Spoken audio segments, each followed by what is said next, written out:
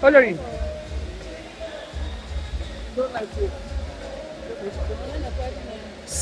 Hey, that's nice. Right.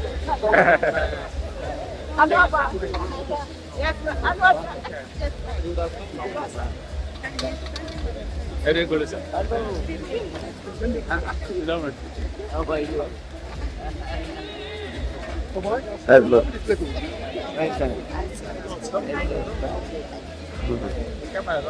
No, well, we did here. Okay. We are living here.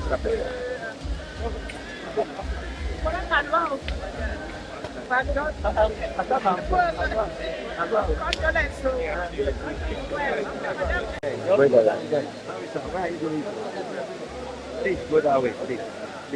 Huh? Excuse me. Now we're moving down that way, far that way.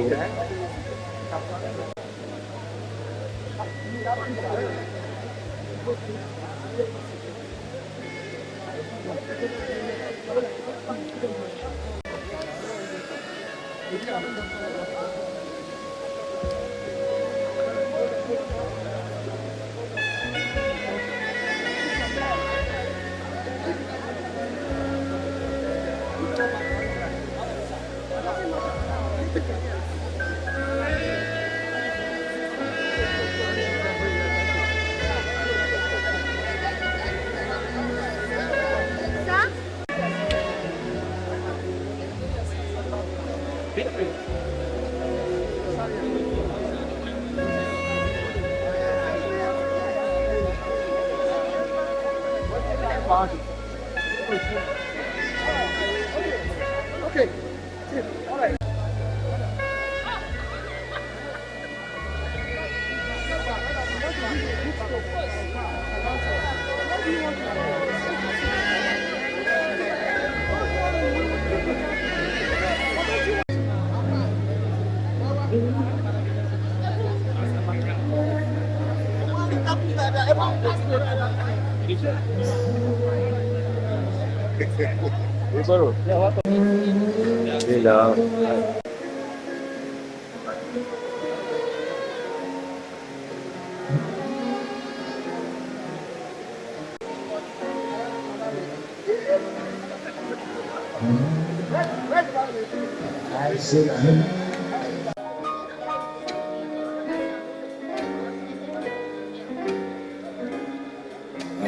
The sky for blue, the cloud of night, the brightness today, the dark secret night, the night. Very far away, sometimes not in his home. All Nigerians are delighted by this award because Mr. President, for all his days in power, both as governor of Bayelsa State and President of Nigeria, upheld the ethics of peace, national transformation. It is not easy to find in our climate and around this continent a leader that will say the presidency of a nation is not worth of a citizen. That statement was epochal, and he stood him up. Well, 2015, he made a national sacrifice He refused to fight. He handed back the first time in Nigeria that someone will lose an election and not us. Whole world recognizes what you have done. Nationalist, you are a patriot, you are a transformer. More than your own. That is a legacy that all Nigerians cherish. Being a good example. We are all here to celebrate you and to pray that God will give you good health, life, to continue to make yourself available to the global community in the search for good leadership and peace. In ceremonies, but insisted, and today we are here. So let me thank them, those who work with him to organize this program. And most especially, let me thank all of you who attended the program. No matter the level of preparation, if there are no people, the program will not work.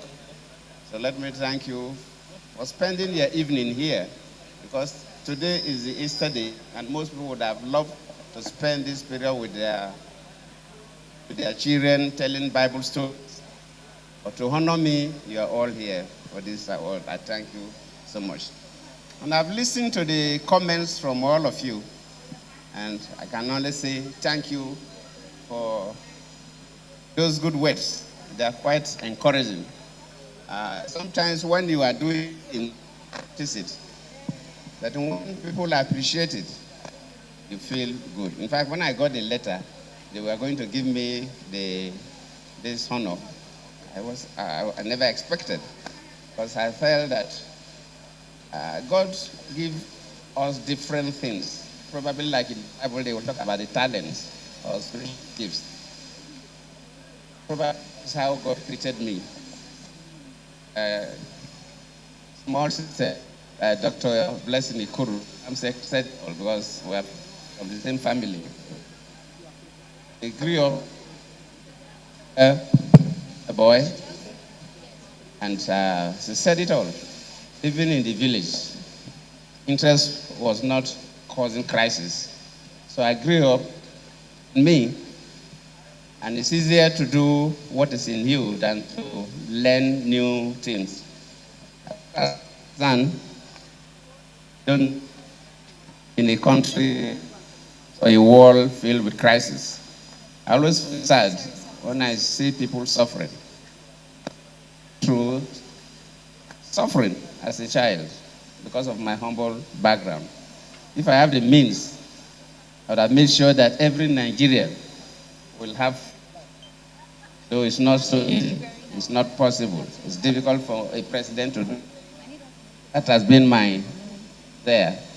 And that's why I was very reluctant when I was approached to come to the center to be a vice president. I said, look, I wanted to, Bayelsa is a small state. Let me see what I can do with this small state, whether I can make significant changes. But well, came to the center, and here I am.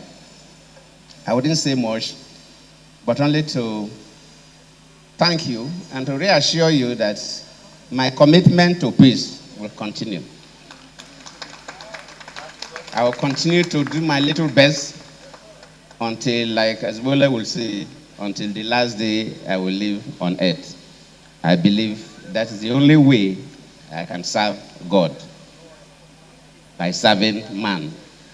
My chaplain and the wife, I'm happy that you are here. You are always around whenever my things come up.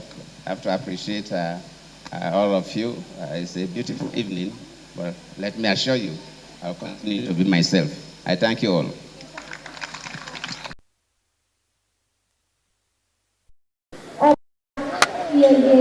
Nyesom Ogunwusi Babatunde Kabiyesi, the Oni of Ife. Excellency, this evening it's a great honor to congratulate you and Mommy on this prestigious award given to you. I pray God Almighty will continue to guide you and protect you. world is indeed a great one, and Your Excellency, having listened to a lot of this evening, I would like to say that you do inspire all of us in the nation, and your legacy did leave a great impact on all of us in the nation. Congratulations, sir. And Mommy, thank you so much for taking good care of me. And you look so beautiful and stunning this evening, Mommy. And on that note, I take cheers to him, to great life, good health, more awards, and a peaceful family in Jesus' name.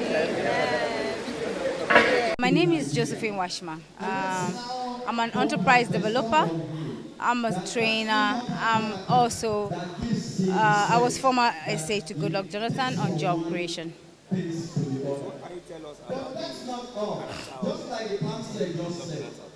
Wow.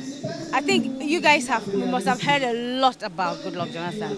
But the one thing that I can tell you for free is his peaceful nature. The man is a very peaceful man. He's a man who exudes peace. He's a man who, once he accepts you, once you have come to him and he accepts you, that's it for him. He will not allow people to come and run you down. He's not that kind of person. So that's the kind of person that I know and I worked for. Goodluck Jonathan. My joy is that Nigerians have been able to taste both sides of the coin. When you've not eaten something you think is good, but when you eat it, you can tell the difference. So we can tell the difference. Let me not go too far. From the cost of fuel alone, we can tell the difference. It was 87 naira when he decided to remove subsidy to take it to 97 naira, then to 100 and something, 87 naira.